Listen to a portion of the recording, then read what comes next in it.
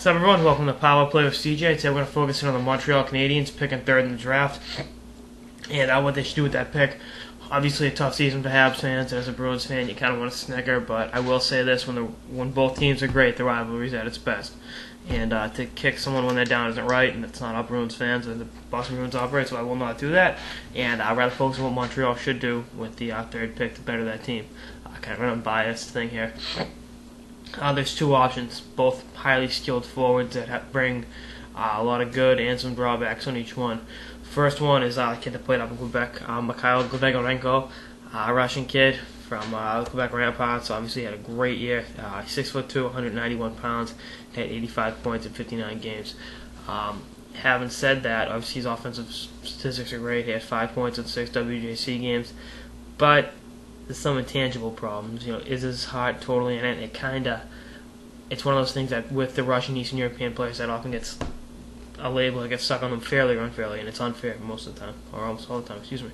But it's definitely something to keep an eye on. And I think bringing in Michel Therrien, I think Grigorenko can play next year. I think he can complement the skilled young forwards they have with LeBlanc, Pacioretty, and that core nucleus that built Montreal. I got some pretty good young players coming up, so this shouldn't last too long of a drought. And I think there's one coach, or a good coach, Whitman is shaped to be Grigorenko. Therrien with Grigorenko. He dealt with Malkin, even though Malkin's a much different player in persona. Young, Russian kid coming over, and Grigorenko did actually play, like I said, last year in Quebec, so he's going to be somewhat trilingual, between French, Russian, and English, obviously. But I think Therrien could definitely work out the kinks in his game and definitely get him to become a full, well-rounded player. I think fairly or unfairly, Therrien's tenure in Pittsburgh would be remembered as, Sid wanting him out, them winning the cup, but that's the nature of the beast. So I think Grigorenko will be a good fit. I also think this is a high-risk, high-reward player. It's Alex Galchenyuk, obviously the skilled Ukrainian-American player. I was going to talk about that. Chris Peters from United States of Hockey did a pretty good piece. I'm actually going to review that piece later on.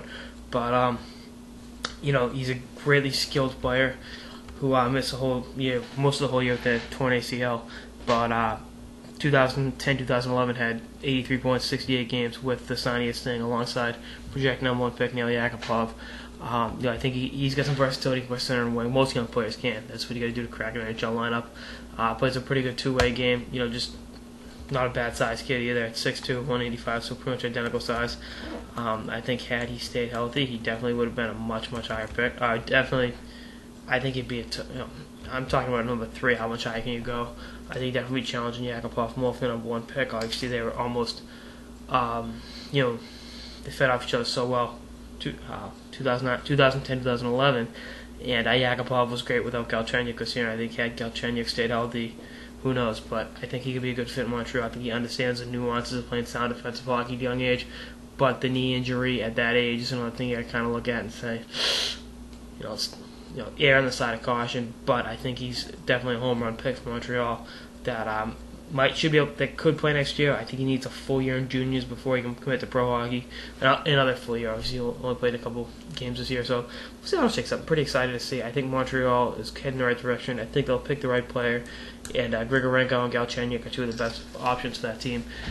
That's all I got this episode of the Power Play with CJ for what Montreal should do with the #3 pick in the draft. Stay tuned for more episodes throughout the finals and beyond. Later, guys.